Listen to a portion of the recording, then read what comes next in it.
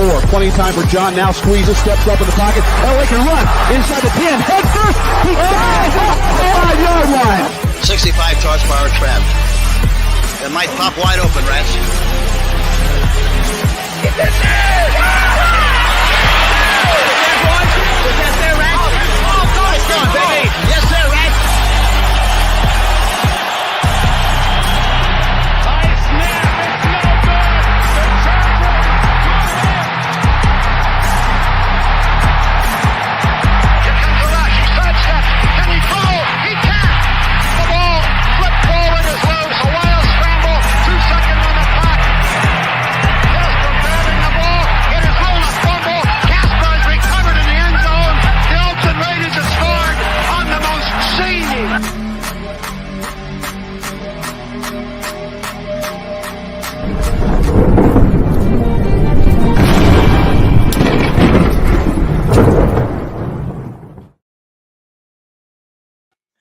Ladies and gentlemen, thank you for joining us for the latest edition of the Wild Wild West podcast. I'd like to thank you very much for everyone who is able to join us live. However, if you have to join us after the fact, please go ahead and let us know what you think there in the comments down below. Right directly below me, right here, is Alex Gibbons from Arrowhead Addict. You can catch his articles, content, and all sorts of things on both Twitter and on their website. By the way, I did read one of your last articles, Alex. It was excellent. It really was. It was super, super well done. And over to my diagonal, well, right, if you will, is Coach Defense of the Lockdown Defense podcast. Coach, how are you doing today? I'm good, sir. How you doing? I'm doing very well, thank you. And last but not least, we have the multitasker himself, Captain Jack Rackham, who is doing a dual duty, quickly wrapping up a call. I'm on the phone with Dave Ziegler, the general manager, right now. I will be right back with you. He's talking to me about our move. So 1 second, okay? I'll Get him on the podcast. Get him on the podcast. Yeah. So okay, guys, exactly. we have a great show in store for you today. We really do. We got some great topics to go over and talk about today. As we all know, OTAs are now kind of in full swing for almost all the teams across the NFL. You're starting to get, little tidbits of, what you think your team might look like. And of course, each team is pulling out their respective highlight reels to say, we're going to be amazing this season. Please buy more merch. And that's, to be expected given the circumstance. But I think what makes the AFC West so interesting this season is, we have so much new going on and there's been so much change that we have a lot to be excited about, and there's so much potential. So with that in mind, I want to maybe start with you, Alex, in terms of what your thoughts are. What kind of news do you have coming out of OTAs for the Chiefs that you think that all the fans might be interested in hearing? Yeah, I mean, obviously at this stage in the offseason and OTAs, you're kind of grasping at straws for any sort of, news breaking stuff here. But I think the biggest thing with the OTAs is, from the Chiefs' perspective, is just the signing of Orlando Brown to an extension. That's kind of the biggest when's that going to happen, thing to consider. All the rumors are it's going to get done before the tagging happens or the deadline in July, and just kind of waiting to see when that happens, or if for whatever reason it doesn't happen and they got to franchise tag them and then consider what to do with left tackle next offseason. Outside of that, there's been plenty of hype about undrafted guys making highlight catches, 7-on-7 and 11-on-11. But, when you don't have pads, that's kind of really all you can hype up is dudes catching the ball or intercepting it, because that's all that's done in those types of practices. But, from all accounts, Justin Ross from Clemson is apparently really killing it right now. And Mahomes and Kelsey both are hyping him up. They're hyping up the undrafted guy way more than the dude they took in the second round. So, it's just interesting there. And then another guy, Justin Watson, who they signed from the Bucks, just hyping up all these kind of no-name receivers. So it'll be intriguing to see if they, cut into the fold when things get real or not. If this is just kind of coach speak to get guys who probably won't be there in the fall to work a little harder right now. This might actually be a super interesting topic if we have time to fill it out in the show to kind of fit it in. But I do think that this may warrant some interesting kind of conversation. And if we all feel that maybe it's better suited for next show or something, then we can bump it. But the Broncos have a very long and rich history of undrafted free agents. Yeah. I mean, the list is pretty extensive, and most of the AFC West are aware of some of the top tier, undrafted guys.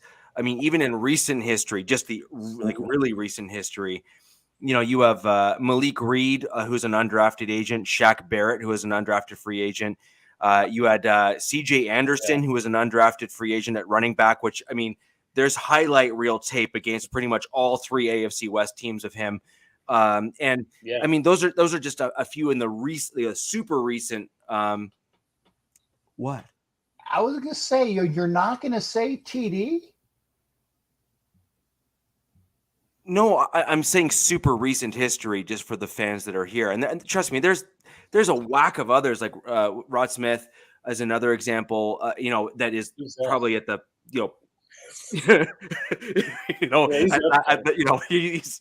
he's up there on like all-time greats, let alone just undrafted, right? So I just with that in mind, what are the respective histories of the other three teams? Because I just don't know enough about your teams.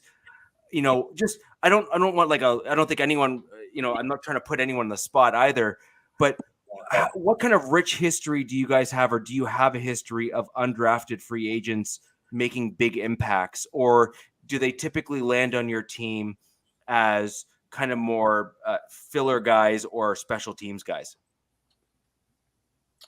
Who wants to go first? Yeah. Captain, maybe do you have any? Well, okay, I will give me a second to look real quick. Mr. Avatar again. My apologies. Okay, about Terrell Davis. I thought that he was undrafted. I do know where he went to school though. Okay, but anyway, I do know that he came on in training camp as he was a no name in training camp, and because of his special teams play, got into the spot where he was a fantastic, and I'll be kind to the people out here, Bronco. Okay.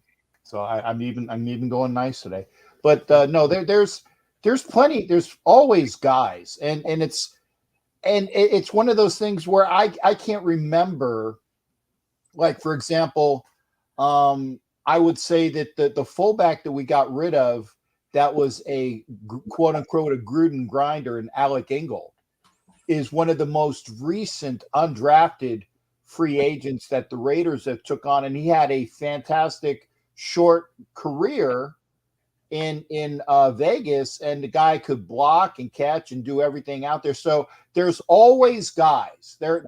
And these are not just JAFGs, just another effing guy. These are guys that contribute, okay, to your club. And again, just because they're not drafted doesn't mean that they can't have stalwart careers, because as he said, I actually pointed correctly. Yeah, that's right. How about that? Yeah. I had to think, okay, think opposite. Okay. Rod Smith, the great number 80, if I'm not mistaken, correct? I even got his number right. Wow. See, pretty good for an old man. There are guys that are there and will always be there. And so just because you didn't draft them doesn't mean that they don't make stalwart contributions to your team. And again, I just plucked Alec Ingold out of recent. And again, he's not even on the team anymore, which is unfortunate. He's going to make the Dolphins very smart in picking him up. Yeah, he's good. I always thought he was really good. Ingold was good in the pass game, and it's like they never used him. Yeah. But that dude was like an automatic 10 yards if he caught the ball. Right. And he was hard to tackle. Yeah. Yeah. They call him the machine. So what about you, Coach? I just think it's a really interesting piece because the Broncos are also hyping up a couple of our undrafted free agent guys as well. So it's clearly a theme within the AFC West. Right. And so, I think the natural question after that is, all right, well, you're hyping these guys up, but what is your team's general history of this? What about the Chargers, Coach, for you? Did you have any kind of even recent examples of undrafted guys where, you can kind of point to and say, wow? Not really. I want to say the last 5 to 10 years especially, it's really been the high draft picks that we've had that have hit. Your Derwin James, Keenan Allen was a lower draft pick, but he was a draft pick. But the guys that have staying potential, actually anywhere past the 5th round, typically don't have a lot of staying power in the last 15 years at least. But I would say, yes, Austin Eckler is one, Rob. Thank you for saying that. That's definitely a good one. Austin Eckler. I agree. Yeah, That's a big one. Yeah. Yeah. Now, when I was going to go, though, I was going to say that the biggest all-time one for us was Antonio Gates. Antonio Gates was undrafted basketball player out of Kent State. So, I mean, we're talking top 5, statistically top 5 tight end of all time. He hit and he hit big. So I would say that's our biggest and most telling undrafted free agent that we picked up that was a star. But typically, the Chargers don't have a rich history of drafting late or UDFAs that really have hit. It's really been our main guys that we drafted. We draft really well high. It's kind of questionable late, but I'm hoping that the trend is going to change. Like I said, I've been gushing over having Jamari Salyer, getting him in the 6th round from Georgia. Nobody expected him to go to the 6th round, fell all that far. So that right there, I would say the later round draft picks, we're kind of getting better with later round draft picks. But as far as UDFAs, I'm not sure just yet that we're going to find anyone that's going to hit and make the roster at this particular juncture. But especially with this roster is loaded. So the idea or the likelihood of UDFAs making the roster right off, you're going to have a really good camp and you have to really impress people to say for sure that you're going to make the roster this year. Past years it might be different, but this year it's going to be rough to try to get over the top as far as getting on the 53-man roster. That's a great thing about the AFC West show is that there's always a let's just refer to it as a healthy rivalry, and it's just Raider fans. Like I don't really get all that vitriol outside of Creevy. Creevy's on my list, obviously, but it's the Raider fans chirping at the Chargers fans. I don't say anything, evil. Oh, you are so full of crap. You got little jabs. Hold on. That jumped my deficus matter was Coach Defense that we say this way till we beat you twice. Chirp. You should have wings and feathers. You were chirping at me so much. Even Givens. Oh wait. Even Givens. There we go. Now, see, you got me so screwed up. I can't even point correctly. Okay, dude. I understand the Chargers get upset. It's okay. We'll work through it. It's a counseling session. We'll work through your problems and your concerns. It's okay. Look, we'll sit on your couch, but we'll spend an hour. We'll work out in therapy your issues. It's okay, Raiders fans. It's all right. We're here to help you. We're still going to beat you twice this year. Don't make me pull a Jim Carrey, turn around and say, "Let me ask you a question." Well, the one thing that I do always find interesting, and this is actually, we'll just say for the rest of our division, a rather unfortunate fact, is that every single year for the past 3 or 4 years, the national media has ranked the Raiders very low. And every single year for the last 3 or 4 years, they have always outplayed the media's initial rankings by quite a bit. I was going to say something. I'm not going to do it. See, I'm getting. See, no, hey, I'm working on something. I'm doing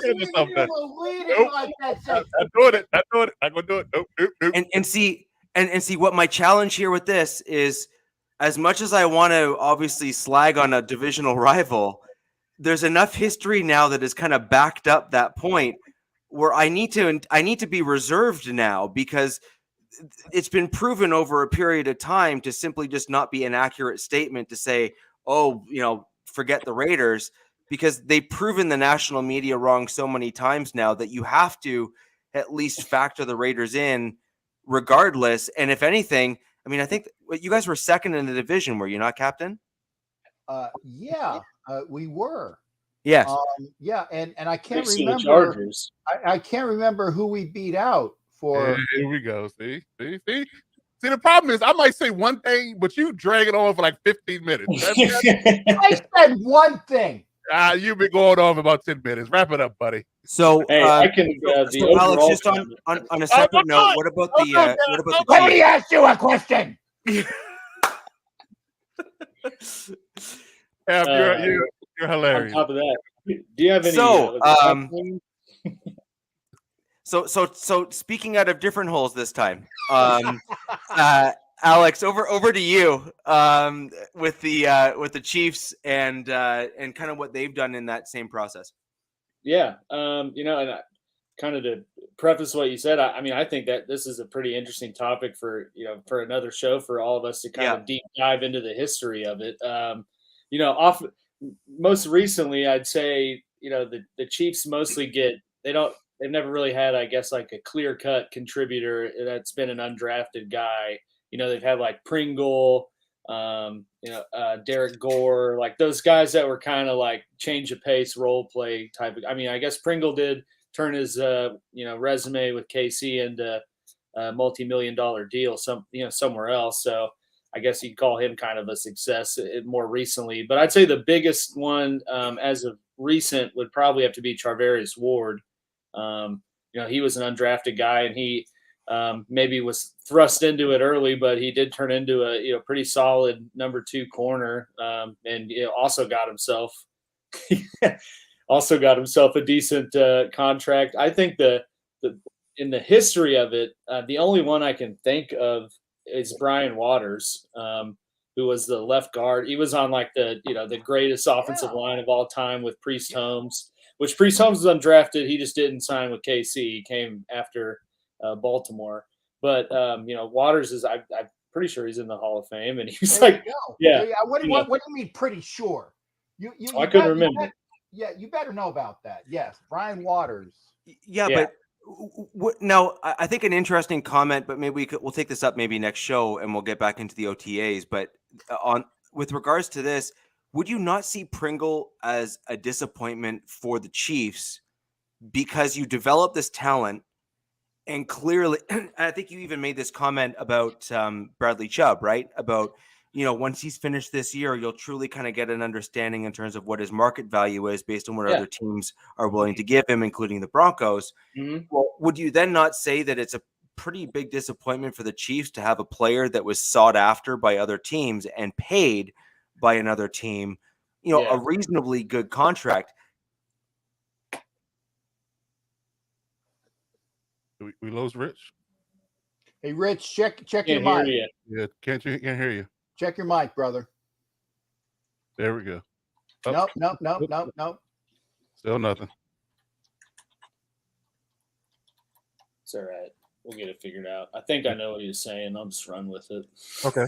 No, I mean, I wouldn't call it a total, I guess, loss from the Chiefs' perspective, because I also said, with free agency, you kind of see guys that probably, normally wouldn't be valued at what they're getting a contract at. They're getting it because they just are a free agent at the right time. I mean, Christian Kirk, that was the talk for 2 weeks, that he reset the wide receiver market because Jacksonville felt they needed a guy like that and paid him way more than what his, production on the field is probably worth.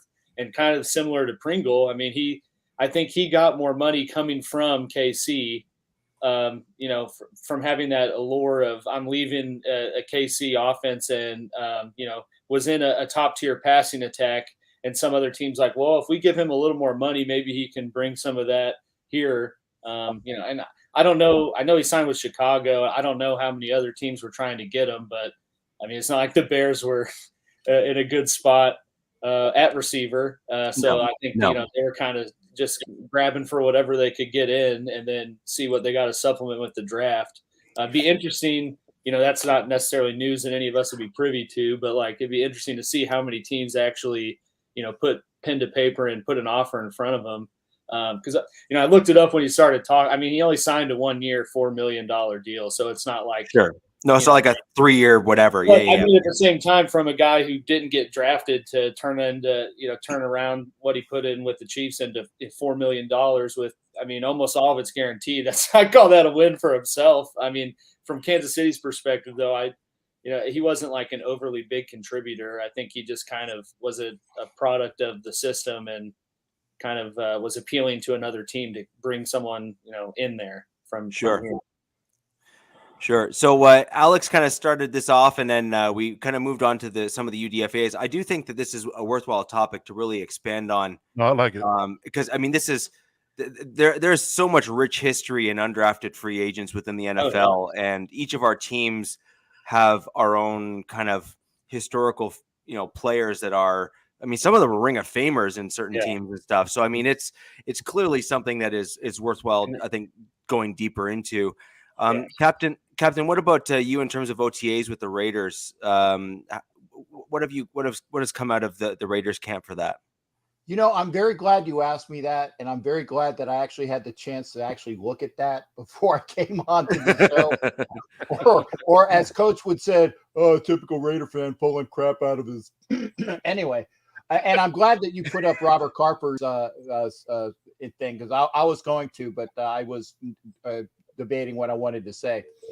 The Raiders have had, I think, 3 days of OTAs. They started another program today, which will be 1, 2, 3, and not a lot has come out that I've seen. It was mainly the focus was on, and Richie and I had a bit of this last year. The focus was on Alex Leatherwood, and will he be that right tackle that he was drafted for last year? Will he be? Will he not? Okay. Well, we'll see, because I like it. He's going back and forth as well. The other big thing is that will Dylan Parham push our incumbent center James out to be like a swing guard or another person on the team, or just another effing guy? Because he signed a big contract extension a couple of years ago, and Parham is gunning for him. So I think the big thing about OTAs was the fact that there has been a lot of movement, and I mean this in a literal mean, no pun intended, pun is intended, a movement along the offensive line of the Raiders as to who is going where and what are going to be the assigned positions. And that's going to be a big thing going from the OTAs into minicamp, because there's still a lot of unresolved things there. And as of tomorrow, when the Raiders have $25 million to spend, and I'm not saying that they're going to spend it, because maybe they will use some of that money for the extensions for Renfro. I mean, that's possible. But some of that money might be spent on a Darrell Williams or a Reef at right tackle if there's still some questions there. I would actually rather have a right tackle where you don't have to think, oh my God, who's our right tackle? Okay.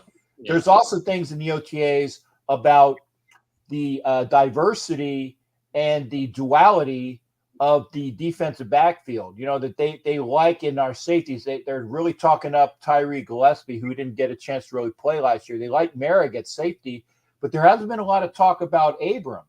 And the fact that you're not talking about Abram might lead to something like, is the guy going to be sticking around? Because again, he's a liability in pass coverage. I mean, just ask Mr. Givens. He's a liability in pass coverage.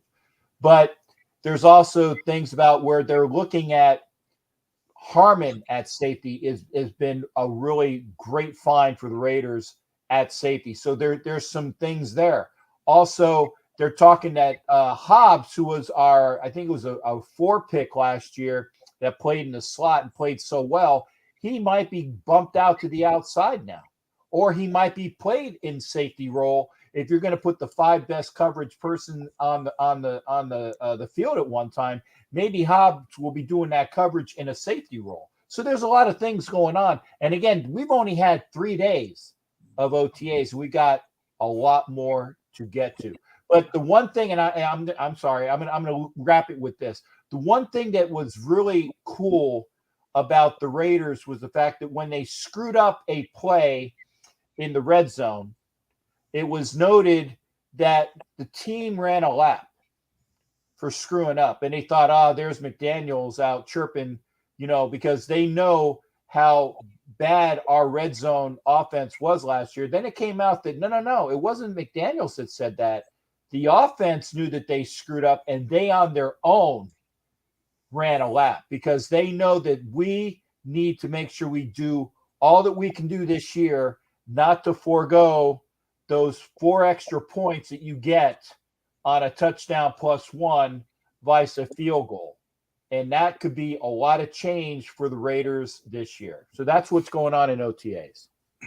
So I, just based on that, Coach, maybe if you can provide some background to this. Just I know I watch you and Coach Kurt regularly when you guys do your podcast live. And, with the defensive prowess that you guys kind of both have collectively and just with you as well. An interesting comment the captain made that I like to get maybe some more information on. I think a lot, joining us here today might find it interesting. Captain, you mentioned Hobbs being bumped out to the outside potentially, but I hear a lot of teams doing stuff like this, and I'm not going to lie, it rarely actually works out. It does. And Captain, Coach, I'd like your feedback on that. So you have a guy that has worked out well, generally speaking, in your system. He's worked well at a specific position. So say slot corner or inside cornerback. The team has a need at within that room. And because that person just happens to be easily one of the most skilled players in that room, feel the need to try to compensate or dare I say overcompensate because they don't have the depth of talent within that kind of positional group, and opt to move the talented guy that looked really good at one position to another position. What are your thoughts on teams doing stuff like that and kind of messing with maybe a player's progress potentially? I'd love to hear your feedback on that, given your expertise in what you do. Well, it just depends on the position, and speaking specifically of slot corner to outside corner. Yes. Outside corner is actually easier to play. Like you have to be very, very talented and very intelligent to play slot corner in this league. Slot corner is a commodity. Like you can play slot corner, you can play corner anywhere on the field as soon as you have the athletic ability. So if you're going from slot corner to outside corner, that's an easy transition. Now, certain outside corners, though, like Richard Sherman, prime example of this. Richard Sherman cannot play slot corner. Like he does not have the athleticism to play slot corner. No. So because anytime you're in a slot corner position, any person that you're guarding has a two-way go. So if you got to be able to have that athletic ability and the footwork to keep up in the foot speed to keep up with a person going with a two-way go. But outside corner, you're typically regulated to a hash mark. Like you're playing a hash mark. So hash mark to the sideline, that's your area. So you're able to cover that area in that regard. It's much easier of a day than having to chase somebody across the field in this entirety throughout an entire 60-minute game. So that particular aspect of it is interesting because I would say hypothetically Bryce Callahan is a really good slot corner, but he can play outside as well because it's much easier to do. But I would say, what was that name? Bryce Callahan? Yeah. Where did he come from? Oh, that's right. I'm sorry. That's the dig. See, I took your dig for you. You can thank me later. It wasn't much of a dig at Rich. It was more so he's the flavor of the moment. Like everybody gives them prowess for being a slot corner. So he's just the flavor of the moment. But we can dig up better, slot corners about the history of the game that we're really good at slot corner. But let's take J.C. Jackson for instance. I think J.C. Jackson is an outside corner. I don't think he plays slot well. I think he's a boundary or field corner. Like he doesn't play the slot well. So I would leave him outside. So it just really just depends on your skill set and your athleticism will dictate from a corner position whether you can or cannot play that position. Because I would argue that Mike Davis, Santi Samuel can both play inside and outside, but I would leave J.C. Jackson outside because of his athletic ability and his stout nature. He's tall, rangy, he's physical. So I would leave him outside. So that's where it lies for me. But when you come down the linebacker, D-line, those type of things are interchangeable. Slot receiver versus wide receiver, that depends as well. Those two things can be interchangeable, but it all depends on your skill set. But corner specifically, slot to outside, that's completely up to your athleticism. Slots can play outside, but outsides can't play slot all the time. Right. I don't want to get maybe too deep into like the technique kind of weeds here. Right. Well, yeah, right. Like I'm trying to avoid that. I'm trying to avoid that just a little bit. But the one thing I do question with Hobbs in terms of what he's learned and showed so far is he has shown to be a good slot corner. And slot corners, as you said, need that intelligence, the football IQ, if you want to kind of go into the kind of the terms of the day, and also needs to show that athleticism in order to play that position. However, when you start transitioning to the outside, your required skill sets, while there's certain skill sets that you maybe need to embellish more in order to play that position well, such as physicality and that sort of thing. However, other kind of skill sets that you would really need to polish and get really good at in the slot side are not necessarily skill sets that are required when you play the outside boundary corners. And I think to your point, what you're talking about, like, Richard Sherman and, Darrelle Revis and some of these other guys that played excellent kind of on the island, on the outside, if you will. Champ Bailey from the Broncos would also be another, I think, spectacular example as a guy that's just top tier as a boundary cornerback. However, in the slot, Chris Harris Jr. is probably the best example of a slot cornerback when he was with the Broncos in his younger years, and particularly when he still had that athleticism, where he honed those skills. He honed those quick twitch, fast decisions, football IQ, that sort of thing. But then you don't necessarily need to have those same things honed on the outside. True.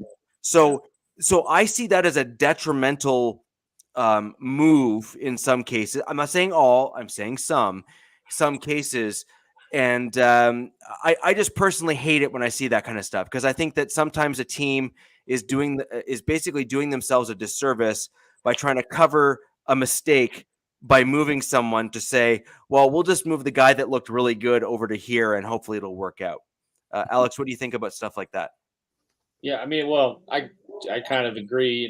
It's definitely unfortunate sometimes when you see franchises and have to kind of make desperate moves with a player's development for the purposes of being competitive and keeping fans happy. Right. To Coach's point, I definitely playing in the slot is a lot harder skill wise, and what you have to account for, and be able to read and analyze in a very short amount of time. That's a lot more difficult on the inside than the outside.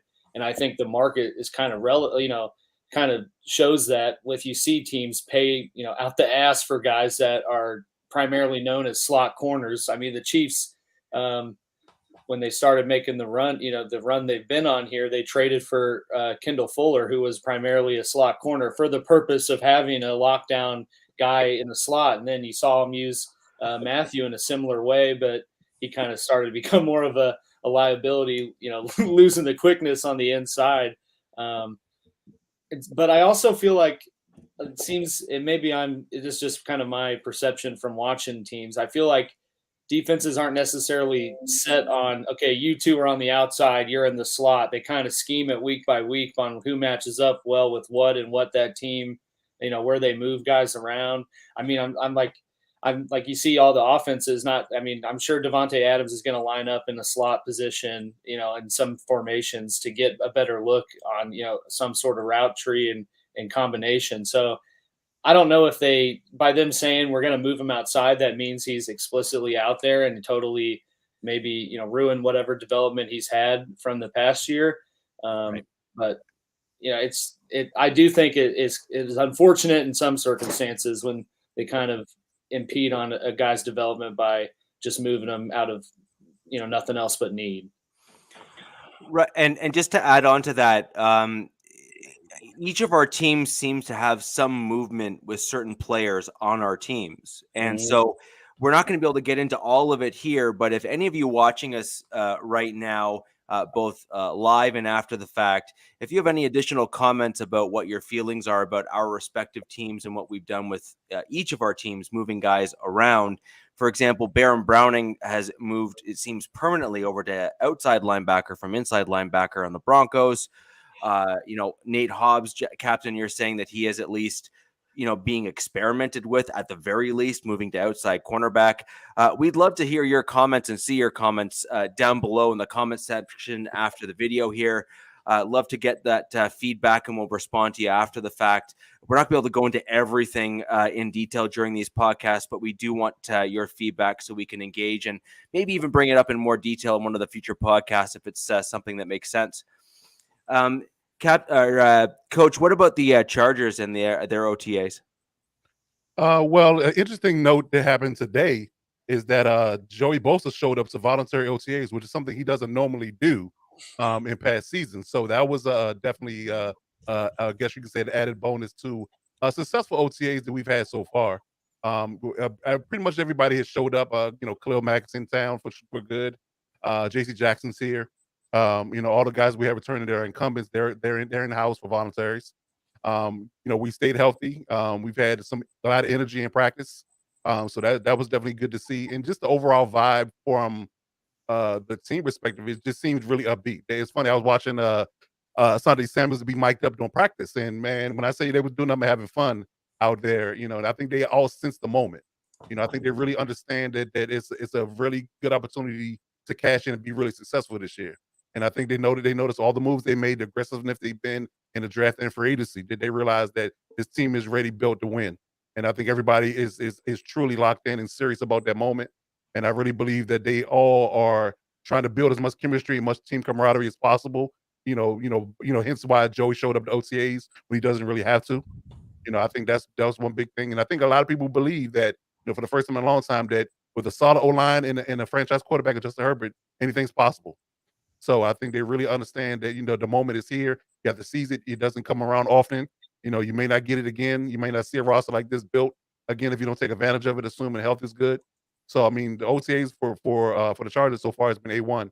I really believe that, they understand that, it's go time. And, as much as we can build, with the time that we have together before training camp starts, the better.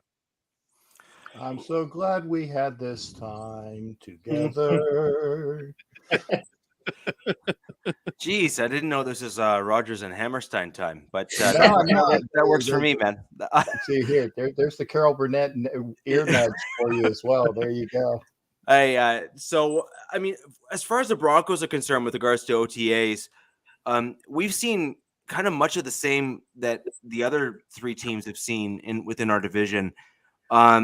UDFAs for the Broncos have been hyped up a fair amount. So we have a punt returner, a wide receiver that we had brought in as a UDFA, Jalen Virgil.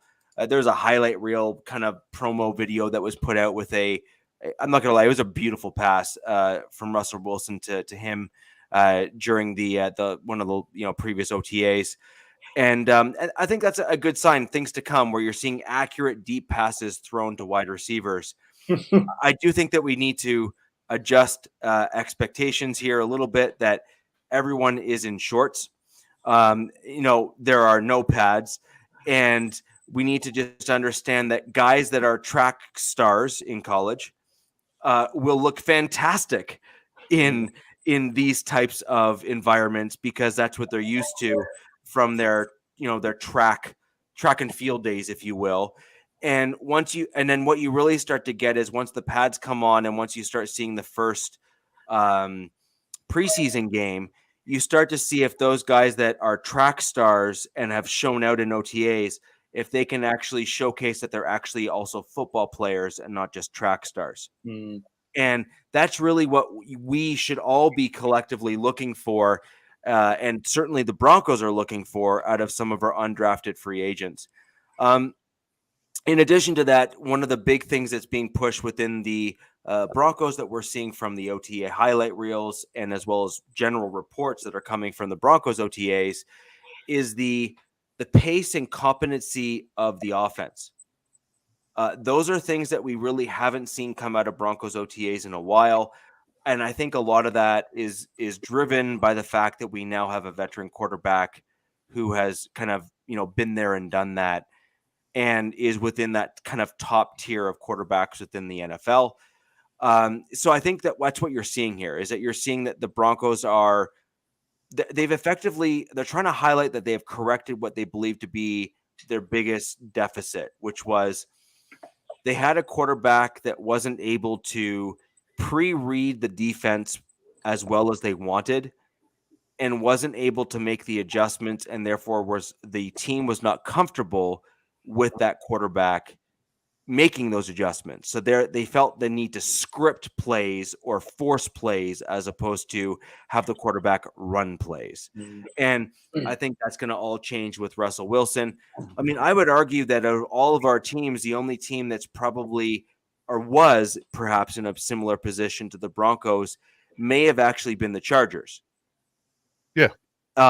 Where Justin Herbert was, while he's looked relatively good overall, he has certainly shown ebbs and flows in his game where he's made some, less than stellar decisions and things like that, which you expect from a rookie quarterback. That's not even meant as a knock. I mean, you expect that from a rookie quarterback, especially someone who has an arm like Herbert, where he says, well, I can do that.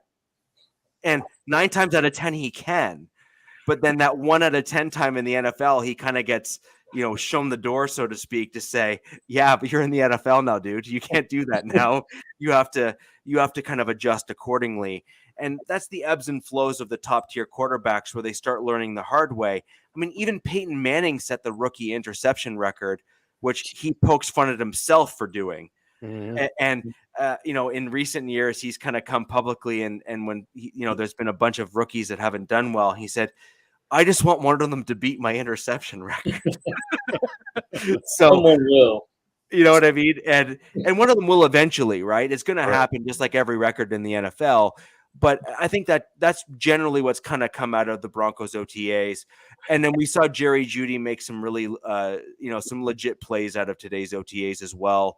And he's at least primed to be having the opportunities that he never really got under Pat Shurmur. And so this is really his time to shine. If he doesn't shine in this offense and he continues to struggle the way he has in years past, then I expect the Broncos will move on from him pretty quickly, and he will be seen as a bust pick. However, if moving and transitioning to an offense that better suits him really showcases his talent, then I think Jerry Jeudy will be seen to have been a victim of a subpar offense as opposed to a bust. Yeah. Well, and I kind of think that was part of why they got, Wilson anyways, is sort of to also evaluate some of these other guys they've drafted recently that you didn't know because the QB play was kind of, either in development or Teddy Bridgewater. And I mean, I'm a Drew Lock fan. I'm a Mizzou fan. I wanted him to be successful, but he's not Russell Wilson. And, and like you said, it's a different theme because you finally do have a guy who's, he's been through it all and is a proven commodity in the league. So it's just a different mindset than, having a QB battle between, the Teddy Bridgewater and the development in Drew Lock and seeing which one, wins it right before week 1. Yeah. Yeah, I mean, and sorry. Go ahead, Rich. Sorry, just a quick take on that there.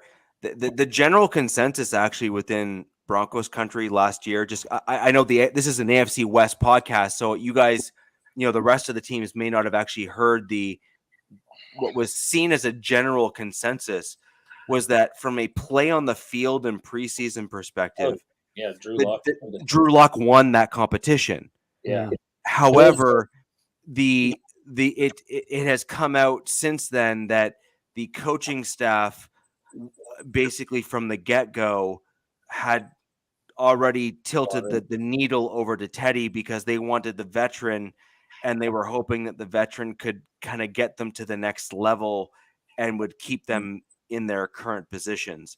That's generally the narratives and the general information that has come from the Denver Broncos and kind of the, now that all the rocks have been turned over, that all the coaching staff is gone. And so the rest of the AFC West may not have actually heard that information. So I thought it was interesting. It should be something that everyone should know. And I kind of watched the preseason last year just to see if Drew Lock would come out. And that Vikings preseason game was like the first play of the game. He threw it. And I was like, there you go. He won the job right there. And then sure as heck, they did not go with that. But, and I think that's also kind of, he was the victim of the coach kind of being on the hot seat. And he's like, well, I don't want to go into this year with maybe Drew Lock being good, maybe not seeing, and I'll just go with Bridgewater and hope I, break even and they bring me back. So Yeah, right. it'll be interesting what happens with Lock in Seattle. He does have an arm, so I'm kind of biased, but I want him to be good. I predict that he is. Yeah, I think I he will. predict that he is. I actually, I mean, Captain, I've come on your show and said as much. I truly predict that what's going to happen with Drew Lock is that there's going to be a bit of a step back, I think, from Broncos fans in terms of how well he does with Seattle. In my opinion, I actually differ a lot from some of the other gentlemen that are on the MHRT network in terms of my opinion on how things went down.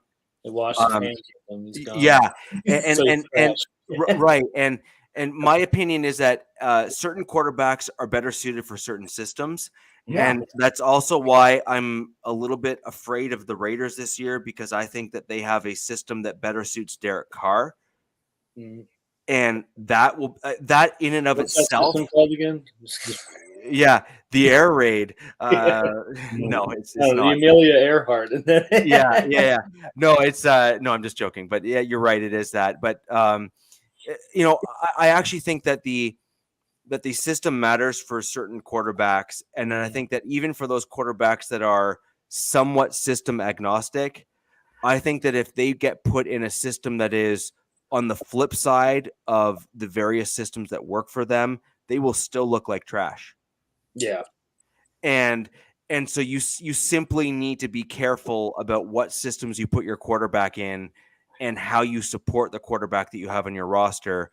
And I think that some teams have done a better job of it than others. And I think a good example of that is the Kansas City Chiefs have a truly offensive-minded coach who is gifted at what he does. And that is why you've seen the ultimate success of a quarterback like Patrick Mahomes. Yeah.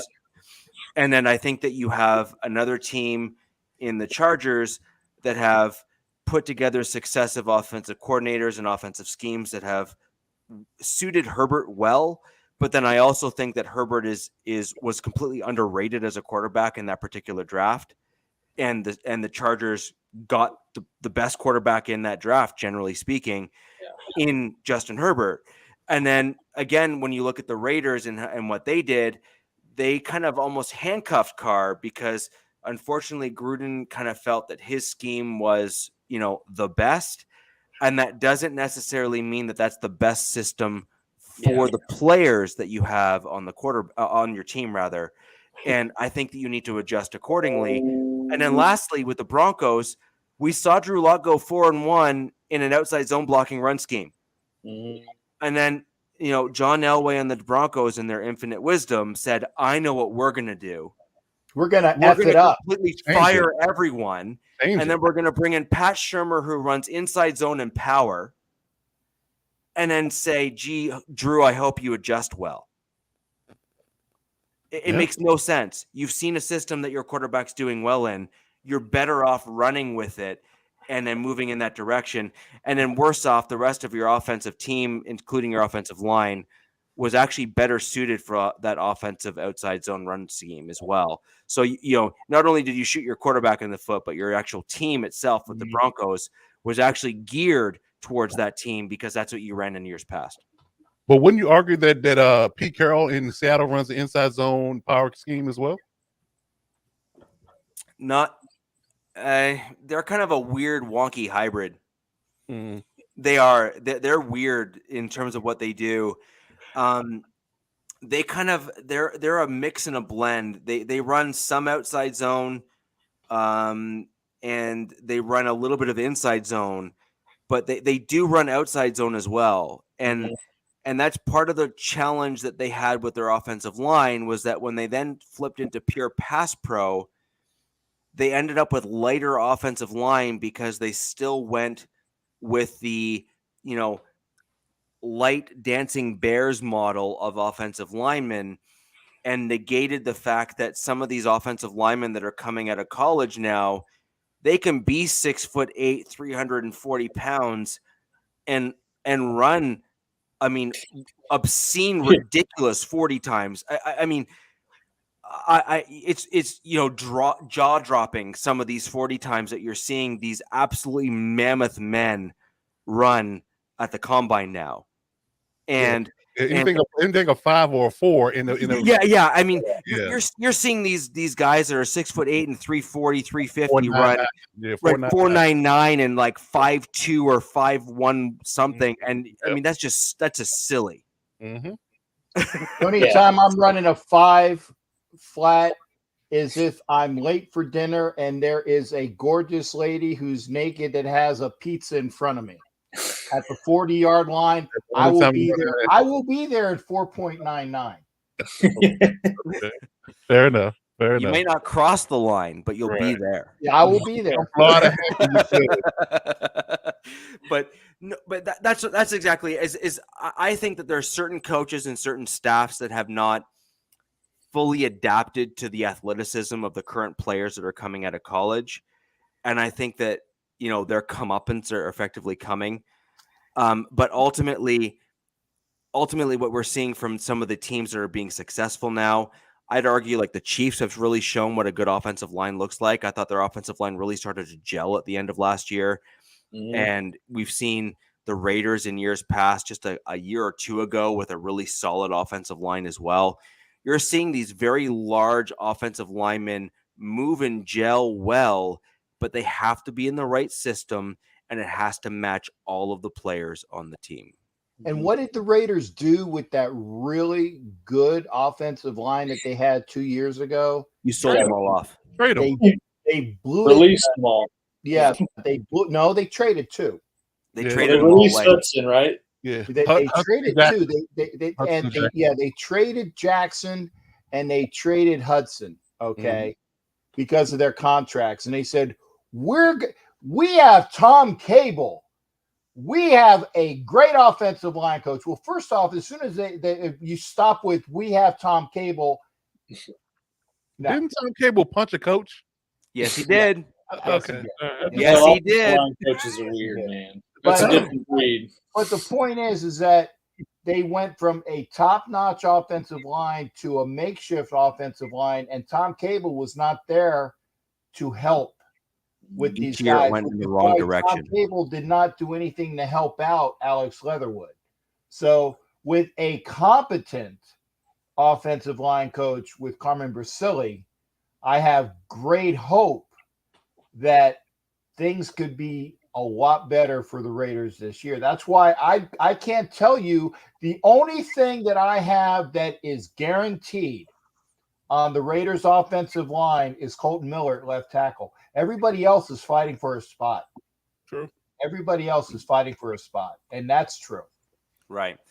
So we've kind of go over our OTAs, and really the OTAs are fascinating for each of our teams just because of all the changes. I mean, the Chiefs, with what has been reported as offensive changes, as in they intend to actually think they have a running game, and then we have the Raiders and the Broncos with major coaching changes, which will also see scheme changes.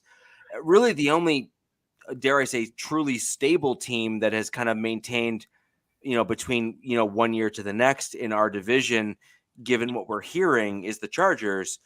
And so OTAs are really our time as fans and as fanalists here to kind of go over the changes and what we think is going to be different, and if what we thought was different is actually showing out in the highlights and film that we're able to get from these practices and whatnot.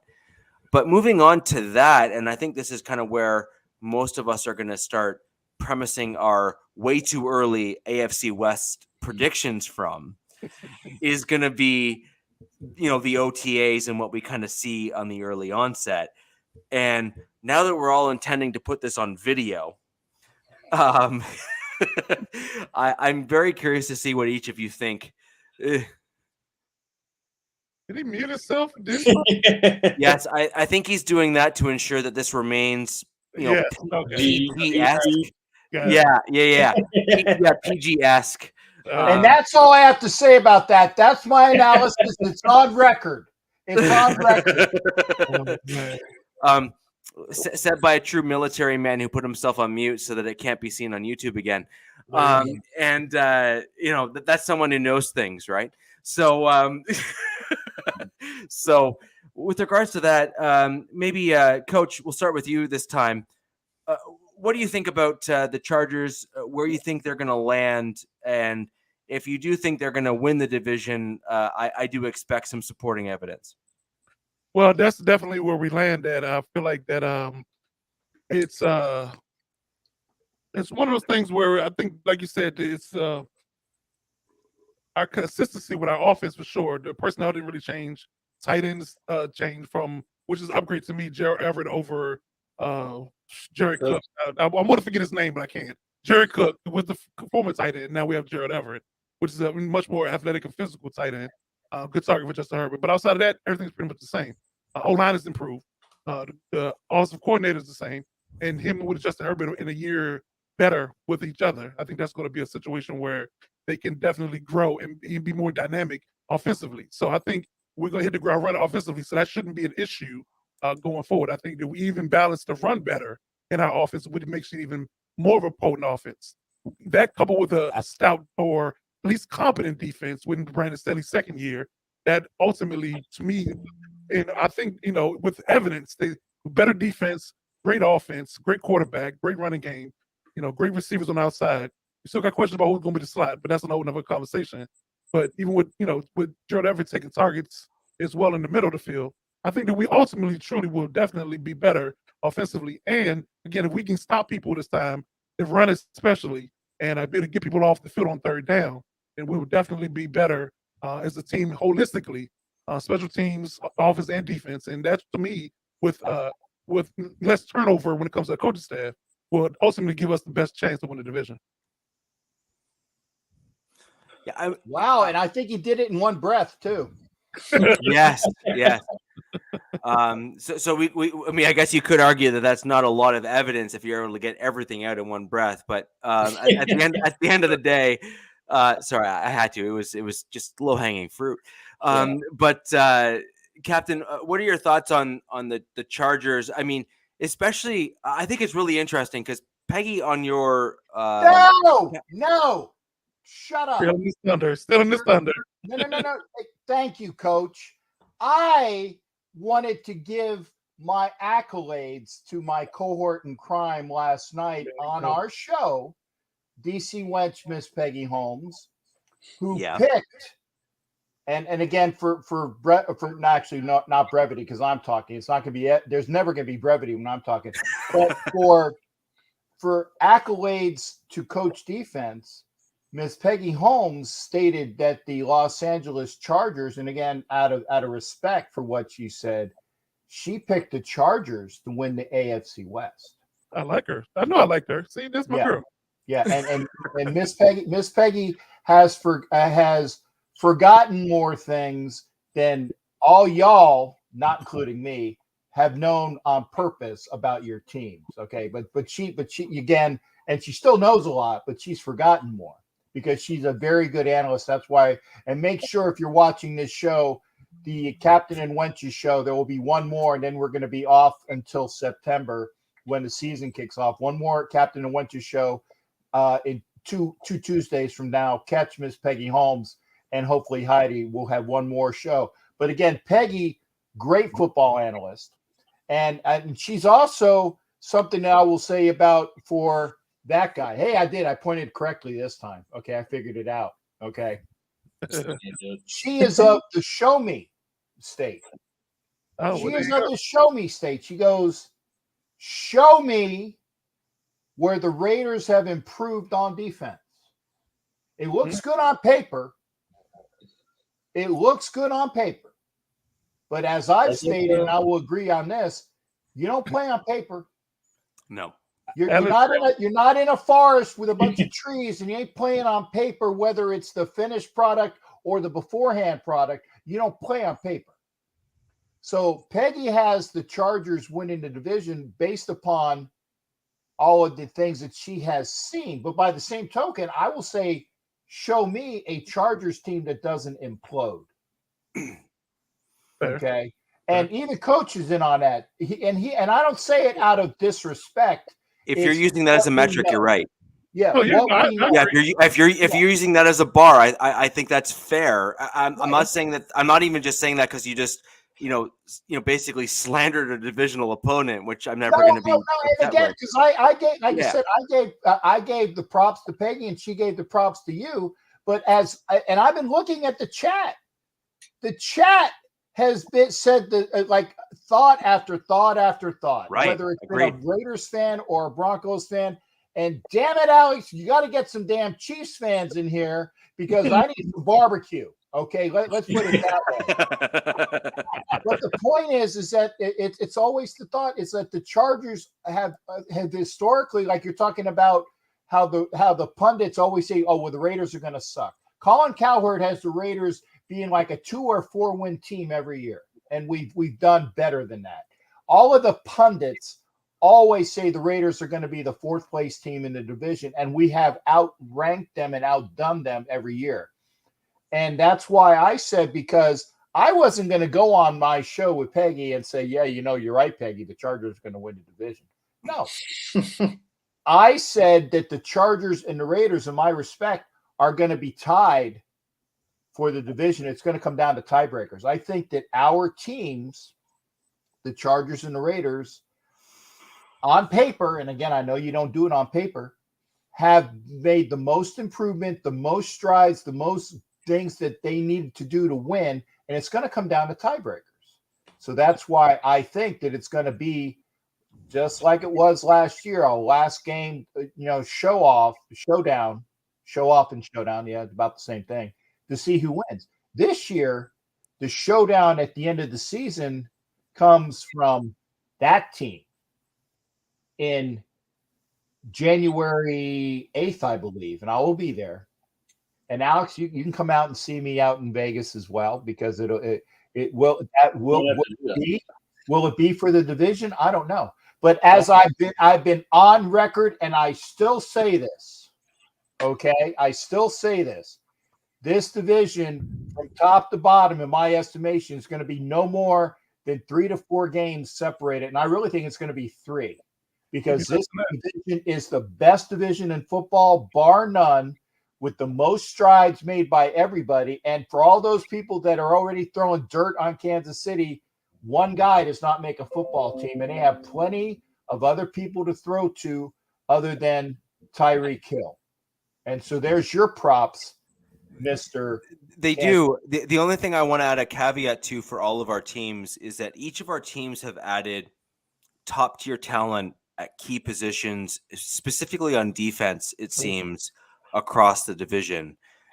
And so what we do need to call out collectively, if we're going to be intellectually honest in this kind of discussion as we're going through the rankings and whatnot, is injuries will matter. If not number 1, it's number 2. Mm-hmm. Or if you want to really go, it's like 1A, 1B, and you can, flip-flop between them. So what changes have you made in the offseason?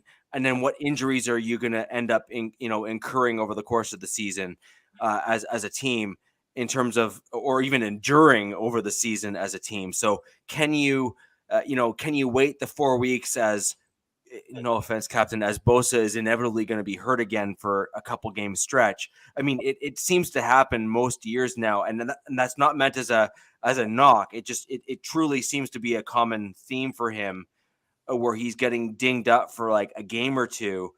And do you have the depth behind a Joey Bosa from the draft picks and from the UDFAs or from the free agency, from the free agent picks, to supplement his production for the 3 or 4 game stretch where he may be hurt during, to then maintain your win total to keep at that level? I mean, the same can hold true for the Broncos. Same can hold true for the Raiders. And no offense, I mean, the Chiefs' edge rushers are dare I say, the 4th in the division, and I don't even think that's debatable at this point. So then the question is, are the Chiefs going to start developing edge rushers at those edge spots to try to compete with the rest of the division? or are you going to rely solely on Chris there in the middle and say, please get to the quarterback because that's our only hope? Yeah, I mean, Help well, us, Obi-Wan. You're our only hope. Yeah, exactly. well, I mean, to the point of relying on Chris Jones, I mean, the guy's the second best tackle in the NFL outside of Aaron Donald. So I mean, it's a pretty good dude to have on your pass rush. I will say the one interesting thing is, all three of the other teams outside of Kansas City made big acquisitions at key spots, like getting Chandler Jones, getting Mack, getting Russell Wilson, and then it seemed like KC was kind of supplementing what they lost with unproven talent in a lot of rookies, and so I think that's like the most interesting. But it's the most interesting thing because at the same time they were already on the top, and the other teams had to make moves to catch up with the pace of what they've been doing for the past 5-6 years, and so the Chiefs didn't necessarily have to make those type of big splash moves and could kind of take the risk in loading up in the draft and see if all those darts stick on the board or not. True. Agreed. That's why I said the demise. What was the Samuel Clemens, aka Samuel Clemens is his real name. What the hell is his pen name? Tom Sawyer dude. Oh, Mark Twain. No, the author. Mark Samuel Twain. Clemens. Mark Twain. Twain. Thank you. Mark Twain. Okay. I'm going through a moment. I knew what his real name was. I couldn't even remember Mark Twain. But the demise of the Chargers or the demise of the Chiefs is greatly exaggerated. Okay, and Clemens said that about a death that has not occurred yet. People already are throwing dirt on Kansas City. No, So even Tyreek Hill is. I disagree with that. See, the Chiefs have an elite offensive-minded coach. They have a great offensive line and a great quarterback. The challenge I think the Chiefs are going to have this season, and I think this is why I have predicted that I think that they're going to regress this season, is that they don't have a wide receiver on their team that has proven over the last several years that they can do special things. Well, they got Travis Kelce. I mean, No. I'm not factoring in tight ends yet. I'm simply focusing only on wide receivers. Yeah. Now, the problem with you relying solely on a single individual is that you can adjust your defense after the first 5 or 6 plays in a game. And if you're going to basically target Kelce as a primary wide receiver, which in my opinion is a mistake, but if you do that, I don't know. He's kind of single-handedly house one against the Chargers to win. If you do that, I promise you there will be a game against a defensive-minded coach like the Chargers in Staley, for example, or Staley, for example, that will absolutely obliterate you. And I will remind you, how many catch did Travis Kelce have against the Giants last year? Didn't need to catch one though. 0. It's the Giants. No, but I get what you're that's saying. kind of besides the point. Who was their defensive coordinator? Well, thank God he's ours. So hopefully that he will figure out a way to do the same thing with different body parts. Right. The thing is once you develop a model. So, for example, what did the Broncos do against the Chiefs last year? Aside from losing twice. Yeah, I was good. Aside from losing twice. No, because I think this is an important discussion to have, right? So, you can go and say you lost twice. It's like, yeah, well, great. Thanks, Rich. You pointed that out. And the rest of us figured that out, stop talking. But when you look at the actual score, like the box scores, the Denver Broncos and their style of defense held Patrick Mahomes to some of the lowest point totals collectively that he has ever been held to. Mm-hmm. like across the entirety of the seasons that they played against the Broncos when Vic Fangio was there. So when you take that into consideration and then say, all right, well, how about we don't have an offensive coordinator who deserves to be taken behind a barn and shot, and then have a competent offensive coordinator and an offensive-minded coach? Well, then you're not coming out the field in 3 and outs. Then you're staying on the field. Then you're keeping Patrick Mahomes off the field. And so long as you can then maintain a kind of a sniff almost of what your previous defense was, and put a more competent offense on the field, well, then Patrick Mahomes at that point there is losing by, dare I say, big numbers, because the Broncos already kept him to some of the lowest point totals that he's ever had in the time that Vic Fangio was there. Yeah. I mean, that's a lot of speculation. Well, no, but the defensive numbers are not speculation. They're on paper. So the only speculation is then the competency of the offense. But I guess the overall mindset of why the Chiefs would regress is that the Broncos are going to be able to play them the same defensively this next year, while also having a more potent, and drastically more potent offense. Just anything is better than what we had last year. Well, yeah. Like let's just be real. Like call a duck a duck. But it's it's going to be interesting to see, what happens with the change of the guard, so to speak, in the passing game from the Kansas City perspective. But like I've said a few times, I think the moves they made make them more unpredictable and harder to play from a defensive scheme perspective. Because last year it was Tyreek Hill and Travis Kelce. This year, Travis Kelce's there, but you don't necessarily know who's going to be the other guys. Is Hardman going to step up? Is Valdez-Scantling going to contribute more than he did in Green Bay? Is Juju going to be way better of a receiver when he's not kind of held back by Big Ben and the army, the go gadget army had surgically put together? It's just. And I understand the allure of saying they're going to regress because they lost Tyreek Hill, because he's a one-of-a-kind talent, and obviously, shown by what the Dolphins were willing to give up to get him and then sign him. But I just don't feel, with, like you said, the best offensive-minded coach in the league, I just don't think, and the creativity he has, I just don't think that, they didn't make enough moves to not be, to not keep the status quo, if not be more successful than they were last year. Because, obviously the goal is to get back to the Super Bowl from KC's perspective. And, they were just handing the ball off a few times away last year from going back. And honestly, they, were not the best of teams when you look at the season collectively last season.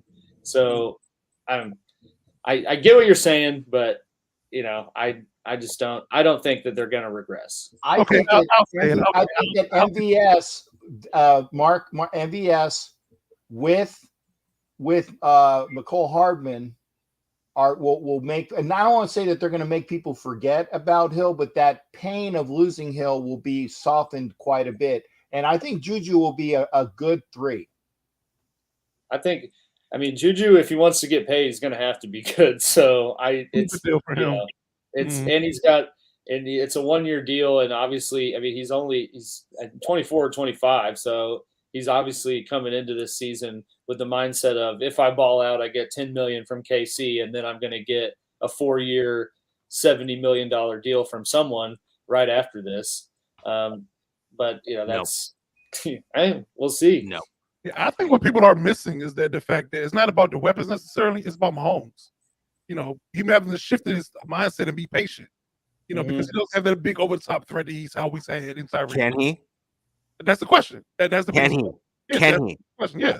So if he can be patient and he can drive the ball down the field consistently, 8, 9, 10, 12 play drives more consistently, they'll still be productive, and can still be the team to beat. But it's just a question of whether or not he cannot get out of his mechanics and make the mistakes he makes when he gets impatient and things of that nature. That will lend to the idea that they'll be successful or not.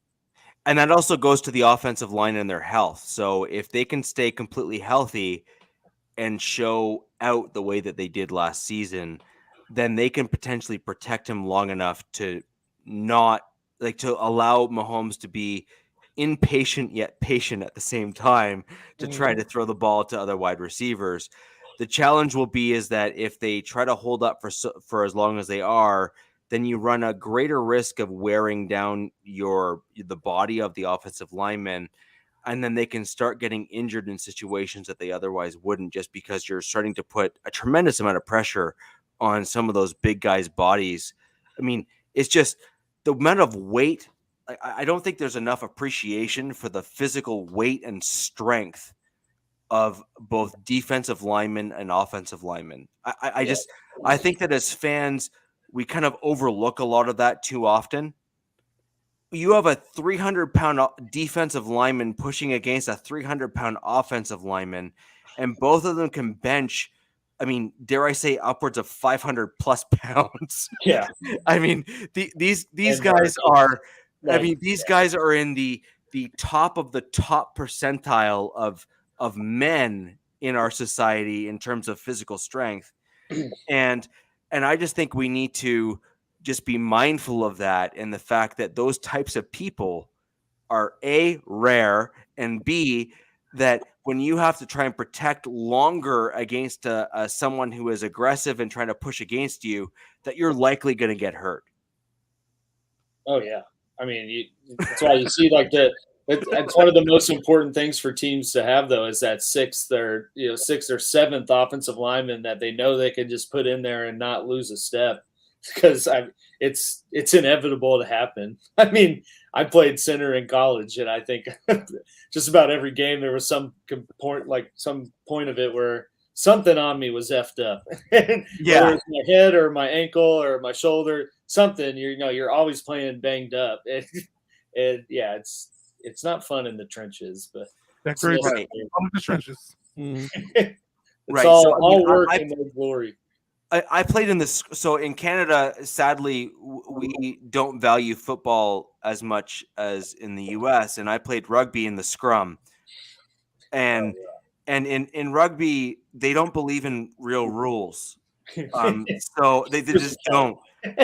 And so kicking, hitting, punching, and all that is basically expected. And so I played in the scrum, and I can assure you that when you're in that kind of push and shove thing, like ankles are twisted, legs are twisted, like there is never a game that you come out of from playing at a high level, which I did, where you are not either hiding or nursing an injury. Yeah. True. And it's just a fact. Like I as most of you know who are fans of the show, and I really do want to thank and appreciate everyone who's joining us today. Thank you very much. I have broken every single one of my fingers more often in more than one spot. Yeah, exactly. There's a reason why my fingers fit so well together, because on the rugby pitch we were taught to tape them together and just go back out and play. Oh wow, yeah. And that's I mean, I think it's a Canadian thing too. So we'll just put that aside. and that's just the way that our society here is kind of tough it out, deal with it, and move on. Rub some dirt on it. Yeah. You'll be fine. Shut up and go. And so when you have that kind of mentality and you tape your fingers together and do your stuff, that's just normal. So you're always nursing an injury. There's always something on you that's hurting. But at the NFL level, you can't afford to fake it, because I was always the strongest person that I was I was always stronger than the other guy I was going up against. At the NFL level, you can't fake you get humbled quick. You get humbled quick, because you are now basically, you're at the top of the top of the top of the top, and then add on to that international. Mm-hmm. There you go. Yeah. So, I mean, you're going to get humbled quickly. And so there's no way that you cannot end up in a position where you are nursing an injury, even by game 3 or 4 of the season as an NFL lineman, both on defense and offense. So I think as fans, we just don't appreciate that enough. And I think we need to kind of call that out. But with regards to the Broncos, I kind of think that we are probably fixing to end up at second or third in the division in terms of our record. I am not in the unrealistic camp as a Denver Broncos fan. I think our schedule is favorable where we may start fighting and battling for first just because our schedule is weaker than some of the others in the division. So we will have the benefit of playing some weaker teams. And so that might elevate ourselves in terms of that kind of like top tier kind of discussion. I think that as you transition to a new offensive scheme and as you transition to a new mentality as a team where you have a veteran quarterback, there's going to be inevitable growing pains. When you see what Peyton Manning did when he first came to the Denver Broncos, you end up with a spot where you need to make adjustments. And you're going to have a couple players that you need to kind of phase out of your team because they just simply don't fit with what you're doing. And I think that's exactly where the Broncos are at today. So in my opinion, I think we're going to look way better than we did last year. I think we're going to surprise our divisional rivals by likely splitting the division. I think you're going to start seeing 50-50 splits across the AFC West. I'm sorry, we're just too good. Like our collective 4 teams are just too good. We're just too good. Yeah, okay. I don't think it's. I think there's going to be a runaway in all these matchups. Yeah. No, I just think we're too good. And as a result, I think you're going to see the Broncos splitting games with teams like the Raiders, like the Chargers, and like the Chiefs, things that we haven't seen before. I also think that a veteran quarterback like Russell Wilson adds tremendous value at moments in games where a undisciplined quarterback or someone who has not been there before and shown out will struggle, and Russell Wilson will just have none of it. Yeah. So I think that's where you're going to see some of the differences for the Denver Broncos, and I think that will make a big difference in terms of our record. Now, do I think we're going to like win the division or something? No, I don't think that's realistic expectation. I think that we are likely going to end up maybe second or third, and I think a realistic or upper tier for the Denver Broncos is second in our division, and I think that will be largely due to the fact that we have Russell Wilson. I think he will make up the difference. Actually, I think it's all going to come down to, because everybody likes to say, well, it's a quarterback-driven league, and I agree with that. That's why I got to look at who are the backup quarterbacks, which is why the Raiders went out and gave some dude named Kaepernick a tryout. Not that they were going to sign him or not, but there's still discussion and dissension as to who the backup quarterbacks are. Because in this division, okay, it might come down to if somebody gets hurt, who's going to be able to come in on a short-term basis. I'm not talking if the quarterback's gone for the year, then just, Katie barred the door, your season's done. But, okay, right now it's between Nick Mullins and Jared Stidham, who couldn't even beat out a rookie last year as our backup quarterback. I have no clue. You don't have Peterman anymore? No. Peterman's the Bears' pet. Okay. He's the Bears' pet. Stidham is McDaniel's pet. Okay. That's the thing. So it's going to come down to who the backup quarterbacks are. Because Stidham will be your backup. We'll see. We'll see. No. I'm telling you, that's my prediction. Stidham will be your backup. Okay. I will say he knows the system better than everybody in that room because he knows the system from New England. Mm-hmm. But will he be the backup? That remains to be seen.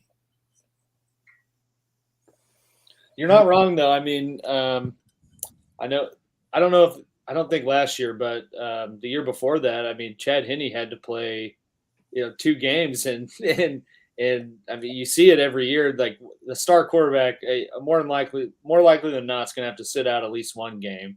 I mean, the Chiefs drew the lucky straw last year playing Green Bay, and it was Jordan Love, not Aaron Rodgers. So it's definitely, and that's why you see these guys make careers. It makes you. Chase Daniel, I think, made like $50 million, and he's thrown like 10 passes.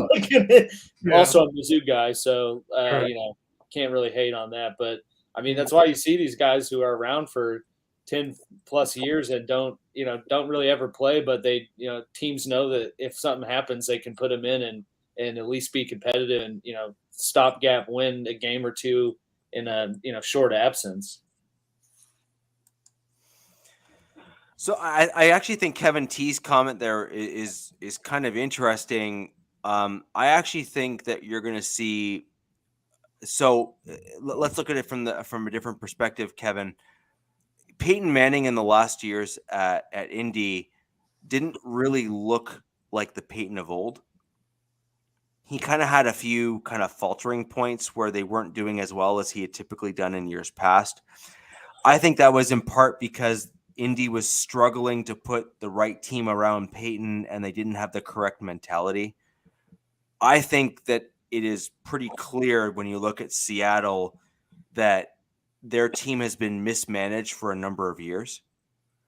And as a result, you've seen Russell Wilson struggle as a quarterback because they haven't had the stability within the organization to manage the proper pieces around Russell Wilson, particularly around we'll call them the less sexy positions.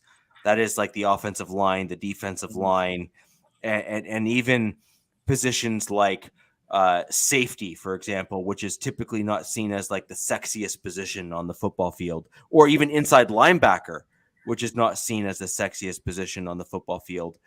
And so I think when you have those types of comments, you need to look at a multivariable analysis of the football team and start to look at more than just the quarterback. And you need to look at all of the pieces surrounding the quarterback. I think when you move to a team that is all in and willing to commit to a quarterback, much like the Broncos did with Peyton Manning, and I think the Broncos are willing to do that again with Russell Wilson because they have confidence in his capability, ability, and mental mindset. And I also think that they have, actually, arguably, Peyton Manning is still in the building. He's with Russell Wilson. There's been multiple reports of Wilson and Peyton collaborating together. Watching film and doing all sorts of stuff. So, you have top 5 or 3 quarterback of all time in the building with Russell Wilson, who is currently within the top tier of quarterbacks in the NFL now. They're going over lines for the next commercial they're going to do. But to Kevin's point, Peyton Manning and Russell Wilson are two different type of QBs. And, like he's saying, Russell, what made him so popular, it kind of, you could see that QBs coming in now kind of mimic their play style to what Russell Wilson, did, was scramble around and not necessarily scramble for yards, but scramble to buy time and make a play. Mahomes, it literally does the same thing. And, and it's going to be, I think, harder than. Sorry, can I just add something to that? Because I know exactly where you're going. So what about the self-realization of a quarterback potentially like Russell Wilson, who understands the fact that he can't be that athletic forever, and is then turning to a quarterback who is known as potentially the most cerebral quarterback of all time in Peyton Manning? That might not even assassin. Yeah. Well, yes. If we want to go ahead and really, elevate the comment, you have Peyton Manning, who is clearly seen. I don't think it's even debatable as, Bill Belichick has even come on record and said, Peyton is basically my nemesis. Like he has literally gone on tape and said, like, it is literally a yin and yang when you play Peyton Manning. And when you have a defensive mind as Bill Belichick, and you can say all you want about Bill Belichick, he is arguably one of the best coaches the NFL has ever seen. And he is certainly within that conversation. Oh, even if you don't agree with that. He's one of the best. Yeah. Even if you don't agree with that general statement. I don't really like the guy, but you got to acknowledge. Exactly. So Peyton, so the question here and the point here is if Russell Wilson recognizes that he might not be able to do what he has always done forever, and is then turning to a guy who has done a bunch of stuff using his mind and not his legs, and is using that as a means of elevating himself, does that not show you a level of self-realization that should perhaps put fear into your team? Because that shows someone who has more almost mental fortitude to recognize shortcomings and is going to correct them ahead of time. Yeah. I mean, well, and I would say, the Broncos don't necessarily even need that. I mean, I think they have a pretty good roster and a pretty good, roster across the board. And all they were missing was competent quarterback play. So they don't necessarily need Russell Wilson to be Russell Wilson to be successful. They just need him to not be Paxton Lynch or Drew Lock or any of the other QBs they've tried to, put into the offense since Peyton left.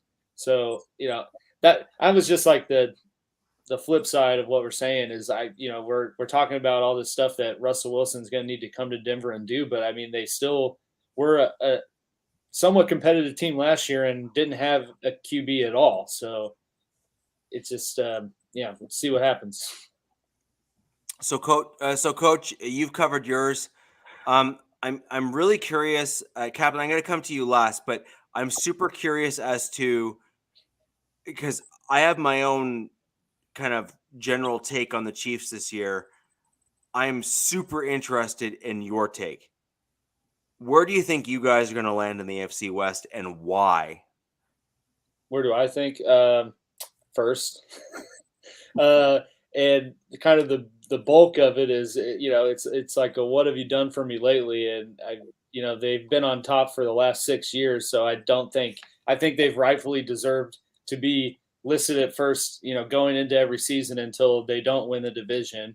I think this year there's more possibility than years prior that they don't and have to, win a wild card spot to get in.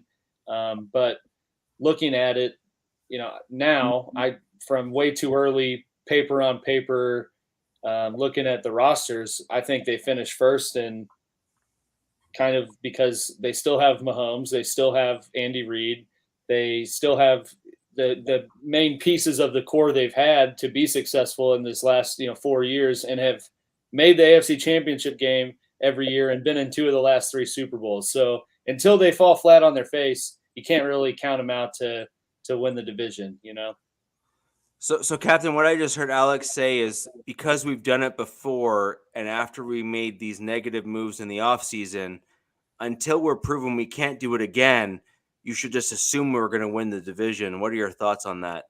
Well, obviously, the key word there is assume, because we all know what that means. Earlier, we don't need to say it again. Let me ask you a question. No, and I stayed in my seat for it that time. Again, there are points there, and I will go back to the great Peggy Holmes to show me for Kansas City, to show me what the Raiders and the Broncos and the Chargers have done to topple Kansas City and their 6 straight AFC West titles. Yeah. I will show you that they have done quite a lot amongst all 3 of us. I will say that Kansas City treaded water, and even you said it yourself there, Alex. It's like we didn't do a lot of big name signings because we like what we got. Okay. Now that's either going to be a very smart move for you, or it's going to be your downfall this year. The question will be answered by the 10th of January of 2023. Okay. We will see, because again, this division is the best in football. Yeah, This division is the best in football. But Yeah. I do think that at least the Raiders have figured out what they needed to do.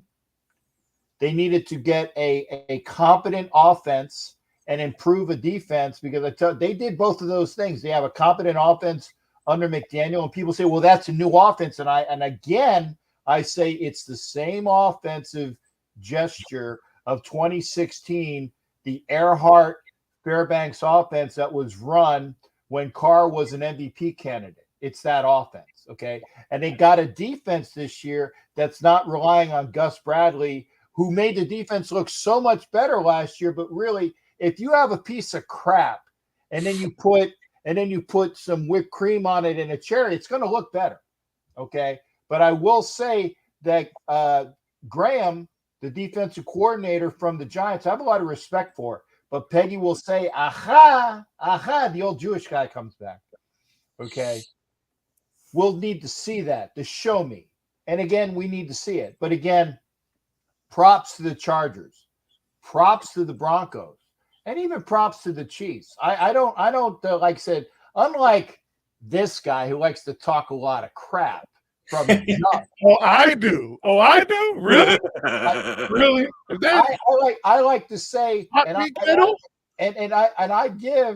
I give props to everybody, because again, this is the best division in football, and we will see in the end who will win.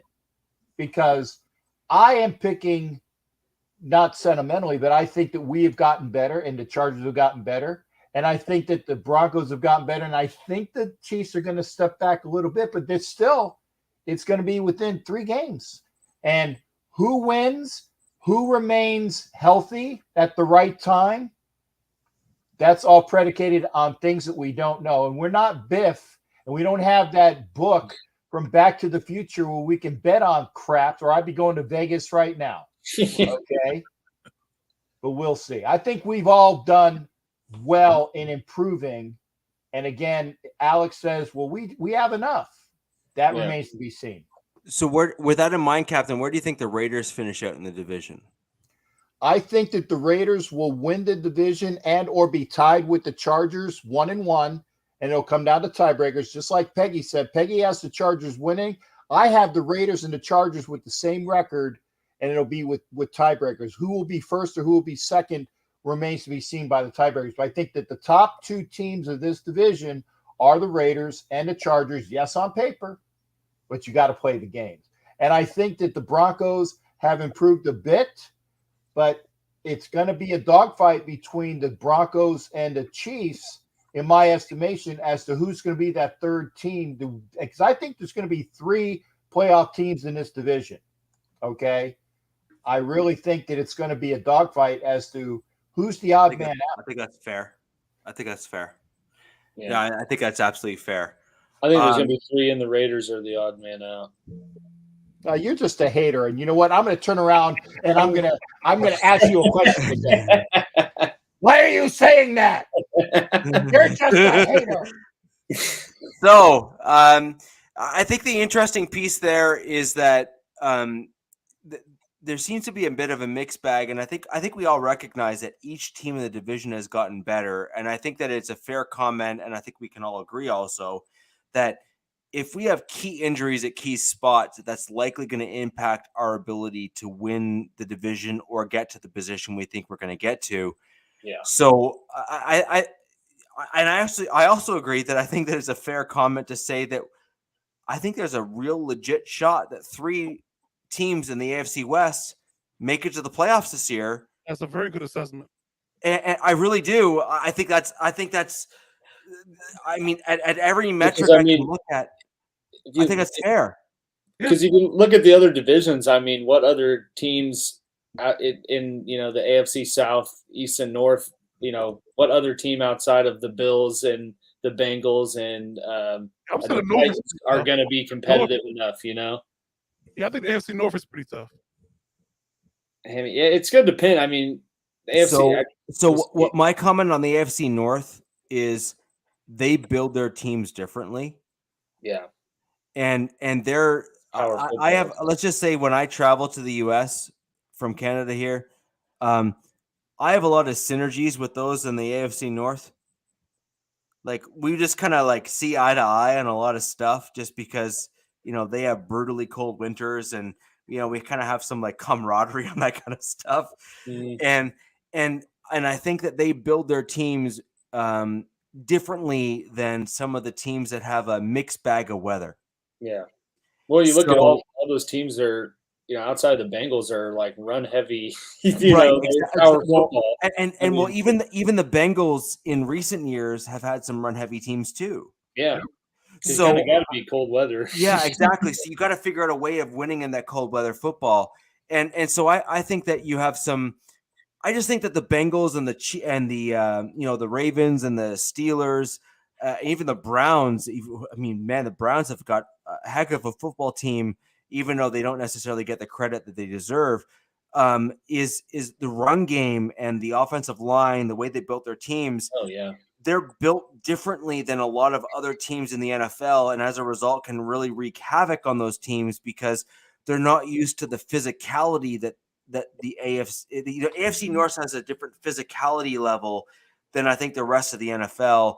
Yeah. And I think the only other team in the AFC total that has a similar physicality is the Buffalo Bills. True.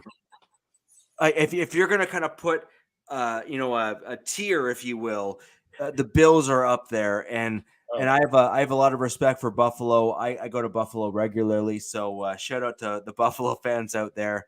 And there's a lot of Buffalo fans up here in Canada, so that's another thing as well. So I have a bit of familiarity with them. But guys, I think we've had a great show tonight. I think we've really had a flurry of comments and a great interactive chat. I'd like to thank everyone who has joined us in the chat. We've had a great mixed bag. For anyone who is joining us after the fact from Arrowhead Addict that wants to come in and join us live, I really would love to see more Chiefs perspectives in here. So please make your comments known. I really want to know what your thoughts are. If you hate me, awesome. Let me know. And if you hate any of the other takes that we've had on the show, I also want to know. And I think we all want to know. So please leave your comments below in the videos, no matter which channel you find this content on. And with that in mind, guys, is there anything else you would like to cover off before we leave for this evening? And thank all of our fans for joining us tonight. Now, like, comment, subscribe, let us know your feedback. Excellent. For those that are watching on other YouTube channels, hook us all up and make sure you're subscribed around. I see Lafayette, and I see Lafayette's a Raider fan. And Lafayette, I'd love to have you come over to my channel as well. I like the other people that are here. Kevin T, a Patriots fan. I have content that is as for all of football. We all have content for all of football, and I'm not here schwitzing. That's a nice Jewish word, by the way. Just for for people to watch, because I enjoy talking with everybody. So come on over. Make sure you are watching all of us because we enjoy you, and thank you for watching us on all of our channels. Well, oy vey. So thank you very much for all of that, guys. And that was honestly, it's been a wonderful time. I love having you all here live. If you have any questions, comments, or even suggestions for future content on our podcast, comments down below. Like, share, and subscribe to all of our channels. The links are all down below in the description. Please make sure you go through those and subscribe to each of our channels here from the Wild Wild West podcast. And until next Wednesday, we'd like to thank you very much. And let's all enjoy football. It's coming up sooner rather than you think. See you next week. Bye for now.